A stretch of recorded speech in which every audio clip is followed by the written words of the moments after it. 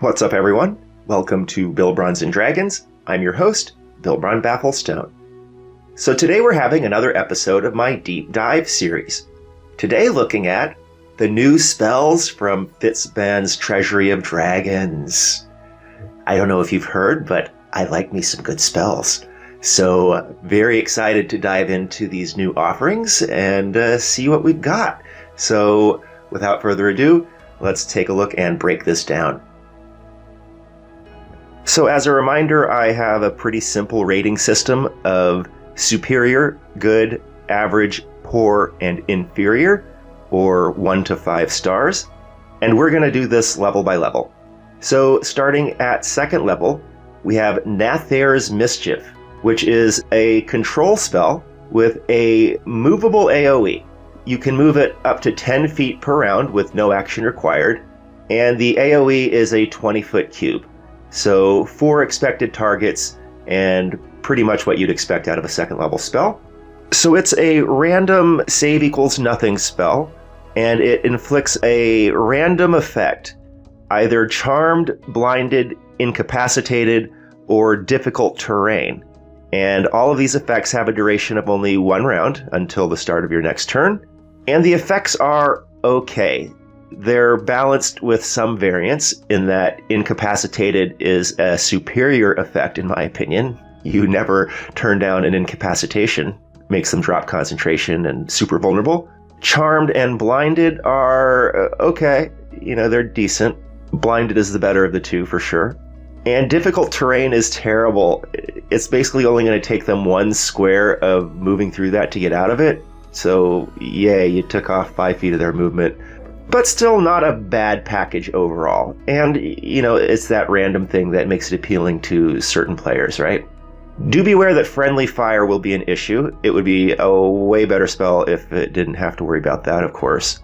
And note that it does require sight to place the effect, but it doesn't require sight to affect the enemy. So, pretty solid. One nice little thing about it is that there's no verbal component or visible origin. And I do like spells like that because they can be cast from hidden without your location becoming known. And you can cast them from silence, and you can cast them out of a minor illusion and not worry about ruining the illusion or silent image or whatever. Still, overall, I rate Nathair's Mischief poor, or 2 stars. Random, mostly middling effects don't really appeal to me. I feel like you should just cast web. Unless you're a bard. In that case, I can see it might be, kind of appealing because they don't really get web.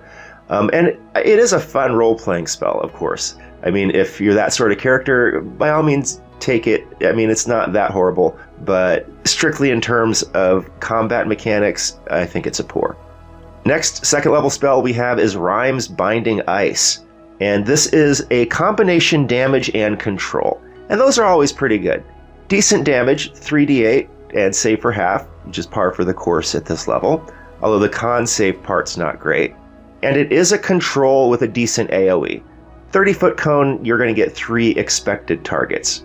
Now the control effect is fairly marginal. It's move 0, basically being grappled, and it does consume an action to break out of it, and that's actually really good.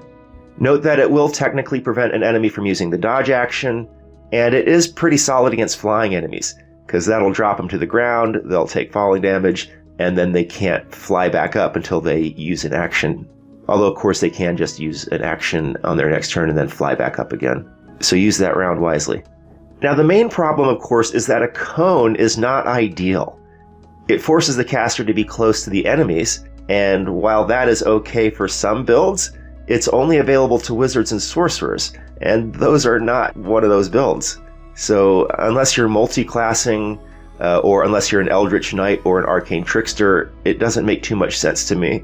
And really not for Arcane Trickster either, because a Trickster is going to want to keep his range as well. It is intriguing for the Eldritch Knight, though. I do think that it could be a good spell for the Eldritch Knight. Also, no verbal component. It can be cast from silence, though it does have a visible origin, so you can't cast it from hidden or, out of a minor illusion or anything. And it is a cone, so you don't need sight, and usually you need sight for control spells, so that's pretty decent. So overall, I give it a rating of average. It's decent damage in AoE, but it has bad range, poor control, I feel like I would just want to cast Web in most cases. You'll just make up the damage by, getting to attack restrained enemies instead of enemies that are grappled. But it's got good role-playing synergy. It's a flavorful spell. So, yeah, I can see taking it. It's not bad. The third level spell offering is Ashardalon's Stride.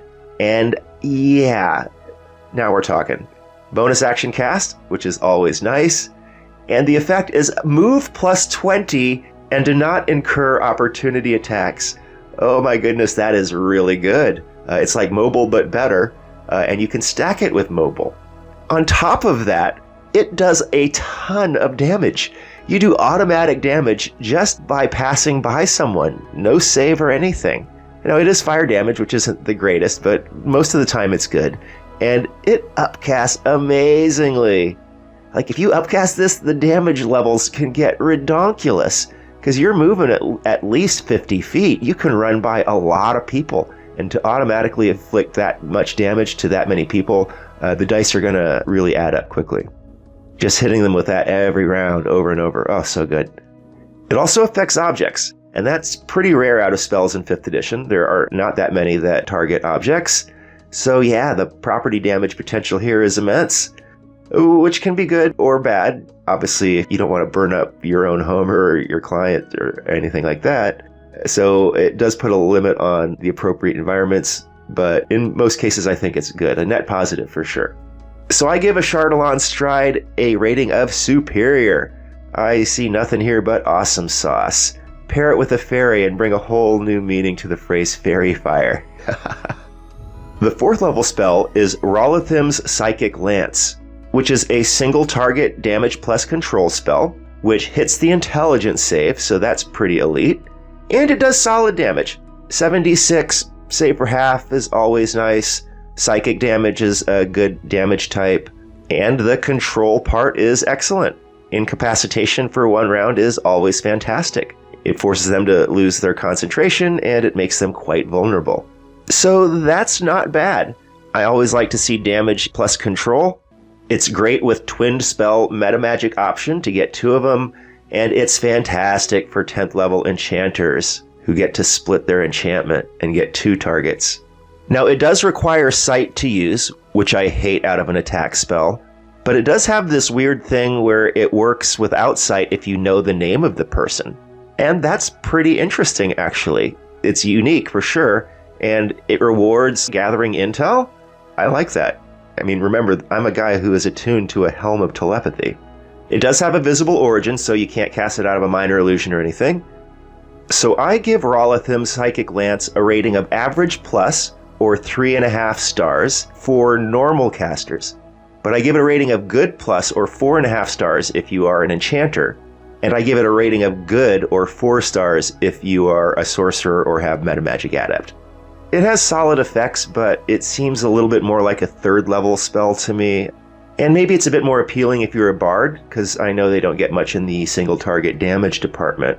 And I will say at least it's available to warlocks, unlike every other spell. I mean, man, I'm playing a warlock right now. Kind of disappointing that I don't get any other spells besides Psychic Lance. Especially because I now want to talk about the 5th level offering, Summon Draconic Spirit. This is the latest Tasha's style summon, and I like those. They're a lot more like PCs than monsters, in that they have like relatively low hit points and armor classes, but relatively high damage output. It's usually reversed for monsters. And of course, you can't lose control, and there are no downsides to the loss of concentration. I actually greatly appreciate that about the Tasha's style summons, and I personally use the Tasha's style summons on a regular basis, and I really wish I could get Draconic Spirit, because this thing is really good. One, you can choose it to have any sort of resistance almost, which is awesome because you can tailor it to whatever enemy that you're fighting. And incredibly, it is also shared with the caster, which makes it like a frickin' protection from energy that also throws into summons. I mean, that's incredible. I am very impressed with the versatility here. It gets immunity to Charmed, Frightened, and Poisoned. That's elite. It has the highest armor class of any Tasha's style summon, although its hit points are kind of low for a 5th level summon. But still, a pretty good AC, and it's going to have resistance to pretty much anything you're fighting anyway.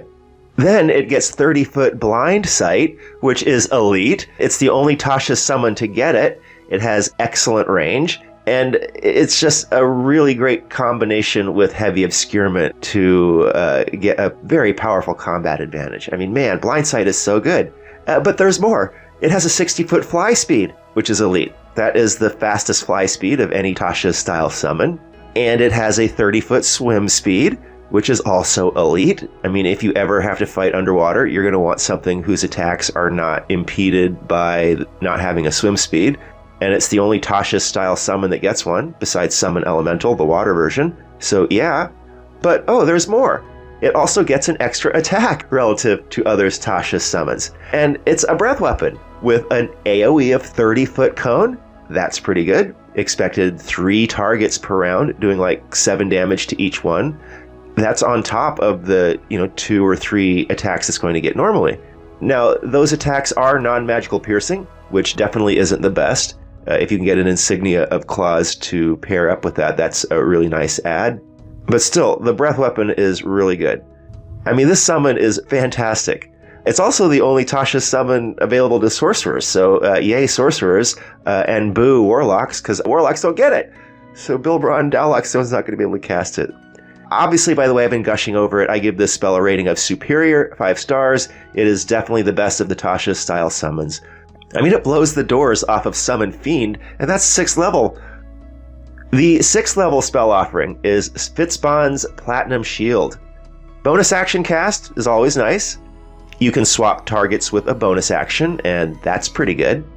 And it's a strong package of defensive abilities.